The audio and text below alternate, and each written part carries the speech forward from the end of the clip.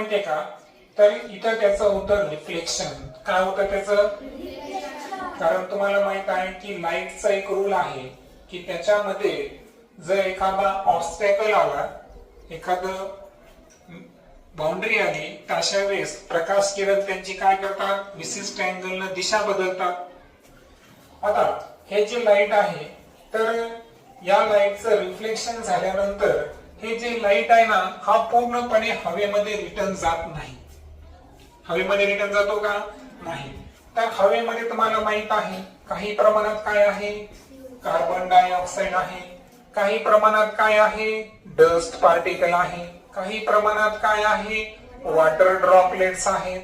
आता हे water, CO2, dust, म्हणजे मेजरली आता आपण कार्बन डायऑक्साईडच्या अँगलनं विचार करू, किंवा आपण कोणाच्या अँगलनं विचार करू, कार्बनच्या अँगलनं विचार करू. कार्बन डायऑक्साईड मधला मुख्य घटक कोण आहे? कार्बन. आता काय होतं की हे जे रिफ्लेक्टेड रेज आहेत ना, तर याला हे कार्बन काही प्रमाणात काय करतो, ऍब्सॉर्ब करतो, पुन्हा जमिनीकडे पाठवतो, पुन्हा आणखी एखादा पार्टिकल त्याला काय करतो, ऍब्सॉर्ब करतो. म्हणजे पृथ्वीच्या सरफेसवर काय व्हायला बरं, की जी सूर्याची किरण आहे ती रिफ्लेक्ट होऊन पूर्णपणे हवेत चालली का? नाही. तर त्यामधली जी हीट आहे, त्या हीटला हवेतले काही पार्टिकल्स काय करायले, भूपृष्ठाला ऍब्सॉर्ब करायले, शोषून घ्यायले. मग हे शोषून घेतल्यामुळे काय होतं की जे भूपृष्ठालगत या ठिकाणी काय इन्क्रीज होतं, टेम्परेचर इन्क्रीज होतं. आता या टेम्परेचर इन्क्रीज मुळे काय होतं की आता आपण प्रॉपर्टीज ऑफ नॅचरल रिसोर्स यामध्ये आपण आतापर्यंत काय काय पाहिलं. ओके, तर आपण सध्या आपली जी पहिली नॅचरल रिसोर्स आहे ते म्हणजे काय, एअर, या संदर्भात बोललो. आता हवेचे कोणकोणते गुणधर्म आपण या अगोदर अभ्यासलेले आहेत ते मी तुम्हाला सांगतो. आपण पाहिलं होतं की हवा जी आहे ही विविध वायूंचं काय आहे, मिश्रण, मीन्स मिक्सचर ऑफ एअर्स, आणि त्यामुळे हवेला काय आहे, मास. आता वेगवेगळे गॅसेसचं मिक्सचर असल्यामुळे त्या गॅसेसवर काय अप्लिकेबल होते, पृथ्वीचं ग्रॅव्हिटी है ना, गुरुत्वीय बल कार्य करतं, आणि त्यामुळे एअरला काय आहे, वेट. म्हणजे ज्या ती ऑब्जेक्टला मास असेल अर्थवर, तर डेफिनेटली त्याच्यावर ग्रॅव्हिटी काय करणार, अप्लाय करणार. आणि लक्षात ठेवायचं की मासवर ग्रॅव्हिटी जेव्हा अप्लाय करते तेव्हा ते असतो ग्रॅव्हिटेशनल फोर्स, आणि त्याच ग्रॅव्हिटेशनल फोर्सला काय म्हणतो आपण, वेट म्हणतो. त्यानंतर आपण पाहिलं होतं की ऍटमॉस्फिअर प्रेशर जो आहे, म्हणजे हवेचा दाब, हा सर्व दिशेला कसा आहे, सारखा, means same in all directions. त्यानंतर हवा जी आहे तिचा फ्लो आपण पाहिला होता, बर्नौलीज प्रिन्सिपल आपण पाहिलं. त्यामध्ये आपण पाहिलं की एअरचा फ्लो कसा होतो, high pressure to low pressure. यामुळे काय निर्माण होतो, वारा निर्माण होतो. म्हणजे वाहत्या हवेला काय म्हणतो आपण, वारा, म्हणजे वाइंड है ना, जे फ्लोईंग एअर आहे त्याला काय म्हणतो आपण, वाइंड म्हणतो. आणि वाइंडचं वैशिष्ट्य काय पाहिलं आपण, की वाइंड ही नेहमी कशी वाहते, high pressure to low pressure या डायरेक्शन मध्ये हवेचा वेग असतो. आता वारा वाहत नाही याचा अर्थ काय झाला की आपल्या आजूबाजूला जेवढा काही भौगोलिक प्रदेश आहे त्यामध्ये कमी जास्त दाबाचा पट्टा आहे का, नाही. वारे जास्त केव्हा व्हायला लागतात, पावसाळ्यामध्ये जर पाहिलं आपण तर वारे जास्त वाहतात. कारण अशा वेळेस काय होतं की हवेचे कमी जास्त दाबाचे काय निर्माण होतात, पट्टे निर्माण होतात. म्हणजे एअरचा फ्लो हा कसा आहे, high pressure to low pressure, हे आपण लर्न केलं आहे. त्यानंतर ह्युमिडिटी, म्हणजे हवेमध्ये तुम्हाला माहिती आहे की काही प्रमाणात काय असते, बाष्प असते. आणि हवेमध्ये जे बाष्पाचं प्रमाण आहे, वॉटर वेपरचं जे पर्सेंटेज असतं, त्यावरून आपण हवेची काय ठरवतो, ह्युमिडिटी म्हणजे आर्द्रता ठरवत असतो. सामान्यपणे हवा जी आहे की जास्त ह्युमिड केव्हा असते, हिवाळ्यामध्ये किंवा पावसाळ्यामध्ये, कारण वॉटर वेपरचं प्रमाण जास्त असतं आणि टेम्परेचर काय असतं, कमी असतं. पण उन्हाळ्यात जर पाहिलं आपण तर टेम्परेचर कसं आहे, जास्त. वॉटर वेपर्सचं प्रमाण कसं आहे, कमी. दॅट्स वाय उन्हाळ्यामध्ये ह्युमिडिटी कशी असते, कमी असते, आणि त्यामुळे उष्ण वातावरण असतं, की नाही, ड्राय. त्यानंतर आपण स्कॅटरिंग ऑफ लाईट पाहिलं आहे की लाईट मध्ये 7 रंग आहे, VIBGYOR हे 7 रंग आहेत. ते V म्हणजे violet, I Indigo, B blue, green, yellow, orange, red. आता या 7 रंगापैकी दिवसा काय होतं की सूर्यप्रकाश जे आहे हा हवेतल्या काही कणावर आदळतो आणि सर्वात जास्त स्केटरिंग ही कशाची होते, ब्ल्यू रंगाची होते. आणि दॅट्स वाय दिवसा आकाश हे कोणत्या रंगाचं दिसतं आपल्याला, ब्ल्यू. पण मुळात ते कोणत्या रंगाचं आहे, ब्लॅक रंगाचं असतं. ओके, तर हे स्केटरिंग ऑफ लाईट पाहिलं आपण. आता आजच्या ज्या 2 प्रॉपर्टीज आपल्याला लर्न करायच्या आहेत नवीन एअर संदर्भात, त्यामधली पहिली प्रॉपर्टी आहे टेम्परेचर रेग्युलेशन. काय आहे, टेम्परेचर रेग्युलेशन. आता टेम्परेचर रेग्युलेशन काय आहे, काय होतं की आपल्याला माहित आहे की अर्थवर जो सर्वात मोठा एनर्जीचा सोर्स जर कोणी असेल अर्थ साठी तर तो कोण आहे बरं, सन. बरोबर आहे का. हे जे सन आहेत यापासून आपल्याला काय मिळते, सोलार एनर्जी. काय मिळते, सोलार एनर्जी. आता या सोलार एनर्जीचा जो इम्पॅक्ट आहे अर्थ साठी तो कसा आहे बघा. सपोज हे पृथ्वीचा काय आहे, सरफेस. काय आहे, सरफेस. हा सरफेस कोणाचा आहे, अर्थचा आहे, पृथ्वीचा पृष्ठभाग. आता तुम्ही भूगोलामध्ये शिकला असता की पृथ्वी सुरुवातीला तप्त वायूचा काय होती, गोळा होती, हळूहळू ती थंड होत गेली. इथे मग काय झालं, तिचं द्रवरूप आणि नंतर स्थायीरूप अवस्थेमध्ये रूपांतर झालं. हळूहळू इथे काय तयार झाली, मग म्हणजे महासागरांची निर्मिती झाली, पहिले सजीव निर्माण झाले, आणि त्यानंतर आज प्रचंड प्रमाणात बायोडायव्हर्सिटी तयार झाली. आता ह्या सजीवांच्या अस्तित्वासाठी जर पाहिलं आपण तर मला सांगा एक विशिष्ट प्रकारचं काय लागतं बरं, टेम्परेचर लागतं. पृथ्वीचं तापमान प्रमाणापेक्षा कमी पण नको आणि प्रमाणापेक्षा जास्त पण नको. बरोबर, म्हणजे टेम्परेचर जे आहे ते नियमन आवश्यक आहे. मग त्याला म्हणायचं टेम्परेचर रेग्युलेशन. काय म्हणायचं, म्हणजे आता हे जे तापमानाचं नियमन आहे हे कसं राखलं जातं हे आता आपल्याला लर्न करायचं आहे. आपल्याला बघायचं आहे की हवेचे जे माध्यम पृथ्वीच्या सभोवताली आहे त्याचा फायदा काय आहे ऍक्च्युअल. तर पहिला फायदा तुम्हाला माहितच आहे की सजीवांना जगण्यासाठी कशाची आवश्यकता असते, ऑक्सिजनची. ज्वलनासाठी ऑक्सिजनची आवश्यकता असते. हे आपल्या एअर मध्ये प्रेझेंट आहे 21%. आता ही जी सूर्याची किरण आहेत ना ही जेव्हा कुठं आली पहा, ही समजा सनलाइट आपण कन्सिडर करू याला. हा सनलाइट कुठपर्यंत आला, अर्थच्या सरफेस पर्यंत आला. तर सरफेस नंतर काय होतं माहितीये का, तर इथं त्याचं होतं रिफ्लेक्शन. काय होतं त्याचं, कारण तुम्हाला माहित आहे की लाईटचा एक रूल आहे की त्याच्यामध्ये जर एखादा ऑब्स्टॅकल आला, एखादं बाउंड्री आली, तर अशा वेळेस प्रकाश किरण त्यांची काय करतात, विशिष्ट अँगलनं दिशा बदलतात. आता हे जे लाईट आहे तर या लाईटचं रिफ्लेक्शन झाल्यानंतर हे जे लाईट आहे ना हा पूर्णपणे हवेमध्ये रिटर्न जात नाही. हवेमध्ये रिटर्न जातो का, नाही. तर हवेमध्ये तुम्हाला माहित आहे काही प्रमाणात काय आहे, कार्बन डायऑक्साईड आहे, काही प्रमाणात काय आहे, डस्ट पार्टिकल आहे, काही प्रमाणात काय आहे, वॉटर ड्रॉपलेट्स आहेत. आता हे वॉटर, CO2, डस्ट म्हणजे मेजरली आता आपण कार्बन डायऑक्साईडच्या अँगलनं विचार करू किंवा आपण कोणाच्या अँगलनं विचार करू, कार्बनच्या अँगलनं विचार करू. कार्बन डायऑक्साईड मधला मुख्य घटक कोण आहे, कार्बन. आता काय होतं की हे जे रिफ्लेक्टेड रेज आहेत ना तर याला हे कार्बन काही प्रमाणात काय करतो, ऍब्झॉर्ब करतो, पुन्हा जमिनीकडे पाठवतो, पुन्हा आणखी एखादा पार्टिकल त्याला काय करतो, ऍब्झॉर्ब करतो. म्हणजे पृथ्वीच्या सरफेसवर काय व्हायला बरं, की जी सूर्याची किरण आहे ती रिफ्लेक्ट होऊन पूर्णपणे हवेत चालली का, नाही. तर त्यामधली जी हीट आहे त्या हीटला हवेतले काही पार्टिकल्स काय करायले, भूपृष्ठालगत ऍब्झॉर्ब करायले, शोषून घ्यायले.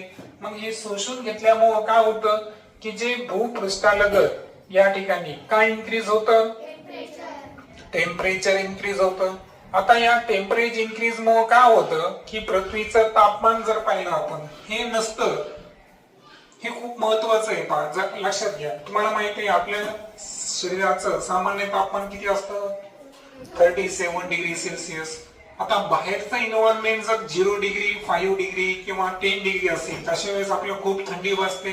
अशा वेळेस आपल्याला त्या ठिकाणी काय असतं, टेम्परेचर जे आहे ते कमी असेल तर अशा वेळेस आपल्याला काय करावं लागतो, संघर्ष करावा लागतो. म्हणून आपल्या बॉडीचं टेम्परेचर 37 आहे, म्हणजे आपल्या सभोवतालचं तापमान सुद्धा 25 ते 35, 40 डिग्री सेल्सिअसच्या काय पाहिजे, मध्ये पाहिजे. मग आता हे पर्यावरणाचं संतुलन जे आहे, बाहेरचं टेम्परेचर हे जे मेंटेन केलं गेलं, हे कशामुळे, कारण आपल्याकडे हवा आहे. काय आहे, हवा. एअर मधले पार्टिकल्स या सूर्याची जी उष्णता भूपृष्ठापासून जी रिफ्लेक्ट व्हायली त्याला ते काय करायला, या ठिकाणी ऍब्झॉर्ब करायली, शोषून घ्यायली. त्याच्यामुळे पृथ्वीच्या पृष्ठभागावर काय व्हायला, हीट इन्क्रीज होते. आता एक लक्षात घ्या, आज एक नवीनच समस्या तयार झाली की आपण काय केलं, पोल्युशन वाढवलं, प्रदूषण वाढवलं. प्रदूषणामुळे कशाचं उत्सर्जन वाढलं, कार्बनचं उत्सर्जन वाढलं. लक्षात घ्या, हे कार्बनच्या उत्सर्जन वाढल्यामुळे काय झालं, की हीट वाढली. आता हीट जी आहे ना ती प्रमाणापेक्षा जास्त व्हायली. पहा, हीट जी आहे ती प्रमाणापेक्षा काय व्हायली, जास्त व्हायली. अगोदर CO2 चं पर्सेंटेज होतं 0.03, पण आता जर पाहिलं आपण तर CO2 चं पर्सेंटेज हे किती झालं, 0.04%. म्हणजे कार्बन डायऑक्साईडचं प्रमाण वाढलं, हीट वाढलं, आणि यामुळे एक जागतिक नवीन समस्या तयार झाली. त्याला म्हणतो आपण ग्रीन हाऊस इफेक्ट. काय म्हणतो आपण त्याला, ग्रीन हाऊस इफेक्ट. म्हणजेच हा इफेक्ट कशाशी निगडीत आहे, तर पृथ्वीचं तापमान वाढत आहे. जे पृथ्वीवर ग्लेशियर आहे, 2% स्वरूपात जे बर्फाच्या स्वरूपात पाणी आहे, हे मेल्ट व्हायला लागले. आणि यामुळे जी समस्या निर्माण झाली ते आहे वैश्विक तापमान वाढणे. याला काय म्हणायचं, ग्लोबल वॉर्मिंग. ही समस्या तयार झाली. आता ह्याच्यामध्ये एअरचा काय रोल आहे का, नाही. आपण काय वाढवलं, प्रदूषण वाढवलं, त्याच्यामुळे हे वाढलं. पण काही प्रमाणात CO2 जो आहे आणि अन्य वायू जे हवेचे ते खूप महत्वाचे आहे. कारण हवेतील तुम्हाला माहित आहे की आता मी सांगितलं की हीट जी आहे ती सजीवांच्या अस्तित्वासाठी काय आहे, खूप महत्वाची आहे.